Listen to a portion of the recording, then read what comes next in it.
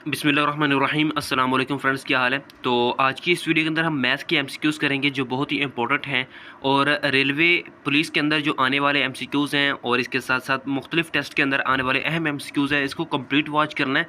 और ये मुख्तसर से एमसीक्यूज़ हैं, ठीक है। और पहला एमसीक्यूज़ देखें जी, ए टेराबाइट इज़ इक्वल टू, ये यानी कि कंप्यूटर से रिलेटेड एमसीक्यूज़ है और जनरल नॉलेज के अंदर भी आता है टेराबाइट।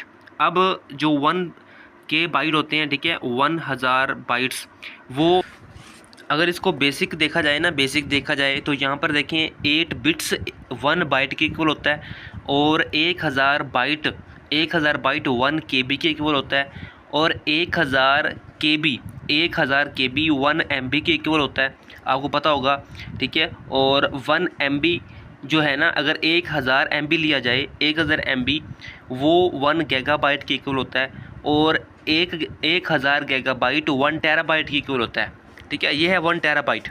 अब उसके बाद ये 1 टेराबाइट 1 ट्रिलियन बाइट्स के इक्वल होता है, ये इसके इक्वल ही है 1 ट्रिलियन बाइट्स। ये इसके एमसीक्यूज़ है। आगे एमसीक्यूज़ है, in a class 33 students can speak Sindhi. एक क्लास है जिसमें 33 स्टूडेंट्स सिंधी बोल रहे हैं and 22 can speak both Urdu and Sindhi. और उन्हीं में से 22 ऐसे लड़के हैं, स्टूडेंट्स हैं, जो सिंधी और उर्दू दोनों बोल रहे हैं। How many students can speak only Sindhi. तो कितने स्टूडेंट्स हैं जो सिर्फ सिंधी बोल रहे हैं। तो 33 में से 22 उर्दू और सिंधी। अब 33 में से ये 22 निकाल देंगे तो बाकी सिंधी बोल रहे हैं सिर्फ और सिर्फ 11 हैं, वो माइनस कर देंगे, तो 11 इसका आंसर है। अगला है द स्ट्रेट एंगल इज़, सीधा एंगल, यानी कि जब एक दायरा होता है उसके दरमियान में 0 डिग्री होता है तो 0 से 180 तक जो होती है ना, वो लाइन सीधी होती है, तो 180 डिग्री एक is a straight line. What comes next in the series, इस सीरीज़ में आगे क्या आएगा। अब दरमियान में इन्होंने एक एक माइनस किया हुआ है, ए बी सी, बी उड़ा दिया, उसके बाद डी उड़ा दिया, ई आया, फिर उसके बाद एफ़ उड़ा दिया, ई एफ जी, ठीक है, एफ़ उड़ा दिया, जी आ गया। अब एच आई, एच उड़ा देंगे, आई आ जाएगा, ठीक है। आई इसका क्या है, नेक्स्ट सीरीज़ का पॉइंट है। अगला एमसीक्यूज़ है, if A B C and D divide a sum of money among. If A B C and D divide a sum of money, यानी कि इन तमाम वैल्यूज़ को अगर डिवाइड किया जाए इसके सम के साथ, divide a sum of money among themselves in the ratio 7 4 3 2। अब ये रेशो भी दे दी गई है ए बी सी डी की। ए की रेशो 7 है, बी की 4 है, सी की 3 है और डी की 2 है। इफ़ डी गेट्स, अगर डी 500 लेस देन ए हो, if D gets 500 less than A, यानी कि 500 माइनस ए कर देंगे, 500 माइनस 7 कर देंगे, 7 ए था ना, इसलिए फाइंड द टोटल अमाउंट, तो फिर टोटल अमाउंट फाइंड करनी है। अच्छा, इसको थोड़ा सा वजाहत में देखेंगे फिर आपको डिटेल में समझ आएगी। Let the amount be divided into 7x 4x 3x and 2x। ये हमारे पास क्या है, ये अमाउंट हमने लेट कर ली, ठीक है। ये जो x हमने इसके साथ लगाया है ना, रेशो की जो दी हुई थी, तो उसके साथ x लगाने से ये अमाउंट बन गई। अब उसने कहा है if D gets 500 less than A, यानी कि जो ए की वैल्यू है वो निकालनी है 500 में से, तो वो डी की वैल्यू होगी। अच्छा, यहाँ पर देखें ए की वैल्यू 7 थी रेशो में, यहाँ पर देखें रेशो में सबसे पहले 7 है तो इसको ए मानेंगे। तो यहाँ पर देखें 7x माइनस 2x। अब जो 2x है वो क्या है, वो 2x ए बी सी डी था, ठीक है। यानी कि जो डी है वो यहाँ पर रेशो में आप देख सकते हैं। मैं थोड़ा सा पेंसिल ले लूँ, 1 मिनट, पेंसिल से आपको डिटेक्ट कर देता हूँ। ये 7a है और जो डी है वो 2 है, ठीक है। इफ़ डी, अब वो कह रहा है if D gets 500 less than A, ये कह रहा है ना, यानी कि 7x लेस देन ए करना है ना, ए माइनस करना है। 7x अमाउंट थी, उसको माइनस कर देंगे अपना डी से, ठीक है। डी गेट्स आ रहा है तो डी से माइनस कर देंगे 2x, ये लेस हो गया, तो वो कितना आएगा, गेट्स डी कितना होगा, तो डी गेट्स 500, तो ये 500 की इक्वल कर दिया हमने। ये स्टेटमेंट बनती है इस स्ट्रक्चर की, इस सेंटेंस की। ये मैथमेटिकल स्टेटमेंट आ गई कि 500 is equal to 7x minus 2x। अच्छा, अब 7x minus 2x is equal to 500 आ गया, तो पाँच यहाँ से x की वैल्यू निकाल देंगे। 7x 7 में से 2 गया तो 5 बचता है। 5x इज इक्वल टू 500, तो यहाँ पर x की वैल्यू निकालेंगे तो क्या बनेगा, डिवाइड करने पर 100। अच्छा, x की वैल्यू 100 आ गई। अब उसके बाद क्या वो कह रहे हैं टोटल अमाउंट में क्या करना है, x की वैल्यू जो 100 है वह पुट कर देनी है हर एक के अंदर। टोटल यहाँ पर ऊपर स्टेटमेंट दोबारा देखें, divide a sum of money, यानी कि सब का सम, जितने भी रेशोज़ हैं सब का सम कर देंगे। 7x plus 4x plus 3x plus 2x करके x की वैल्यू पुट करेंगे तो 1600x आ जाएगा। अगला क्वेश्चन देखें भाई, palm is related to hand in the same way sole is related to. अच्छा, यहाँ पर देखें वो हैंड से रिलेट कर रहा है साल्म को, और उसके बाद सोल किसका होता है, जूती का सोल होता है, तो वो फुट से रिलेटेड होगा, ज़ाहिर बात है, पाँव से। आगे है 1 मेगा इज़ इक्वल टू, आ गया ना वही चीज़, 1 मेगाबाइट। अच्छा, एक मैथमेटिकली प्री डिफाइंड स्ट्रक्चर होता है, आप लोगों ने फिजिक्स के अंदर भी पढ़ा होगा कि 1 KB बराबर होता है 1000 के, और 1 मेगा बराबर होता है 10 की पावर 6 के, 1 नैनो बराबर होता है 10 की पावर 9 के।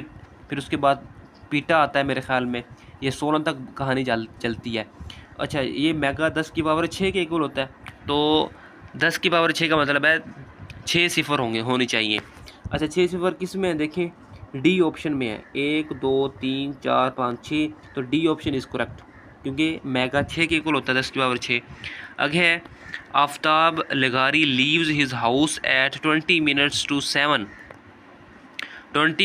7 इन द मॉर्निंग, रीच्स पहुंचता है गुल खान हाउस अनदर 15 मिनट्स, दूसरे 15 मिनट्स में, and leaves for their office, और अपने ऑफिस को छोड़ता है विच टेक्स अनदर 35 मिनट्स। अच्छा, 20 और 15 कितने हो गए, 35, 35 और 35 70। एट विच टाइम, कब, वक्त, किस वक्त, डू दे लीव, ये छोड़ेगा Gul Khan house, to reach their office, अपने ऑफिस तक पहुंचने के लिए गुल खान हाउस से कितने मिनट लेगा ये। अब ये कितने मिनट लेगा भाई, 7 मिनट 30 सेकेंड, 7 मिनट 30 सेकेंड, ठीक है, ये इतने बजे पहुंचेगा वहाँ पर भाई। आगे है जी, it has been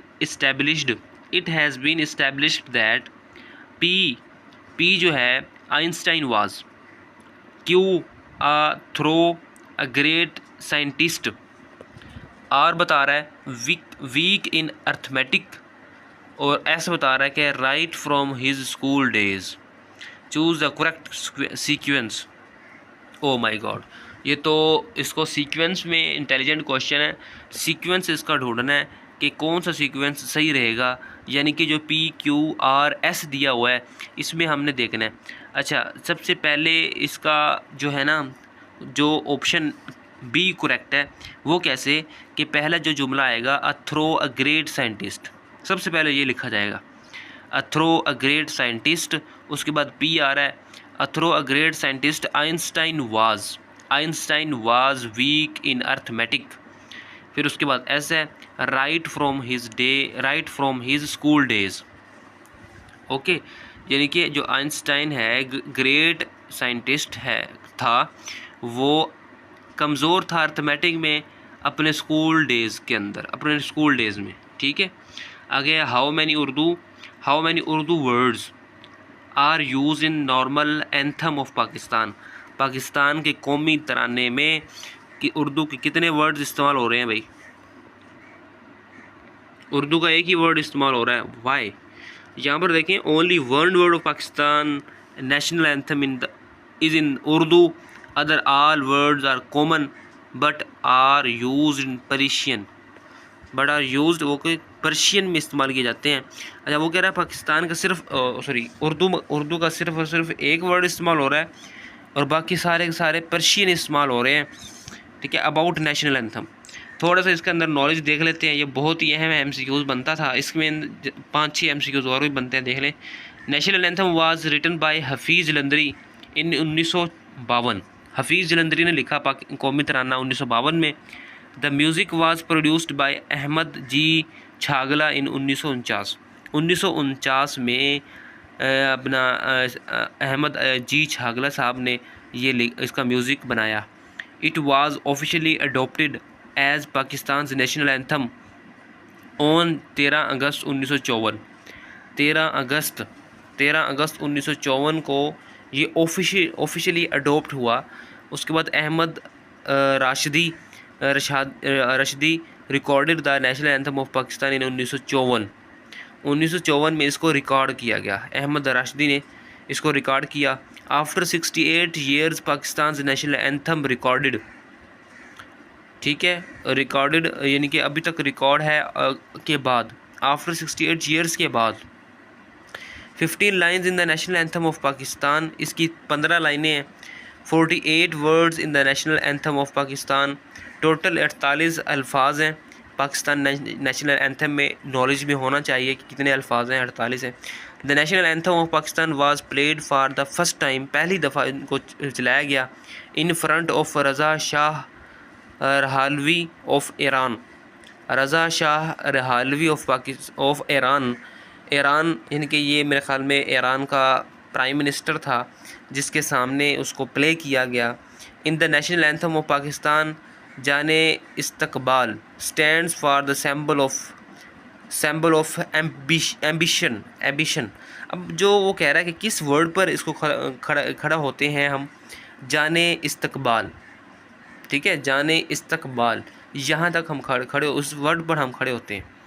the first national anthem of Pakistan was played on Pakistan national radio on 14 अगस्त 1947, यानी कि 14 अगस्त 1947 को ही इसको रेडियो पर प्ले किया गया। ये कब बना था? 1952 में। इसको 1952 में रिकॉर्ड किया गया, 52 में लिखा गया और 54 में इसको ऑफिस में को रिकॉर्ड किया गया, 54 में। यह आपको याद होना चाहिए। और इसको रेडियो पर पहले ही यानी कि उन्होंने चलाया था 1947 में, और 80 second in the duration of national anthem of Pakistan, ठीक है। और इसके 80 मिनट लग जाते हैं, 80 सेकंड लगते हैं इसको पढ़ने में। Which language is Pakistan national anthem written in Persian, कौन सी लैंग्वेज है जी? पर्शियन में लिखा गया। Only one word is Urdu. Okay, ये अगला MCQ भी वैसे ही है। In the national anthem of Pakistan जाने इस्तकबाल stands for symbol of ambition. ये सिंबल ऑफ एम्बिशन जो है, एम्बिशन, ये इसका आंसर है, ठीक है। जाने इस्तकबाल का मतलब क्या है? Symbol of ambition, symbol of ambition. अच्छा, ये MCQs क्लियर हो गए। उम्मीद करता हूँ कि समझ आ गए होंगे। अच्छे तरीके से करने हैं, अगर नहीं कर सकते तो फिर कोई बुक ले लें, फिर और उसके लिए ज़्यादा टाइम ले लें। ठीक हो गया, टाइम लगाएं। तो मिलते हैं अगली वीडियो में, तब तक के लिए अल्लाह हाफिज़।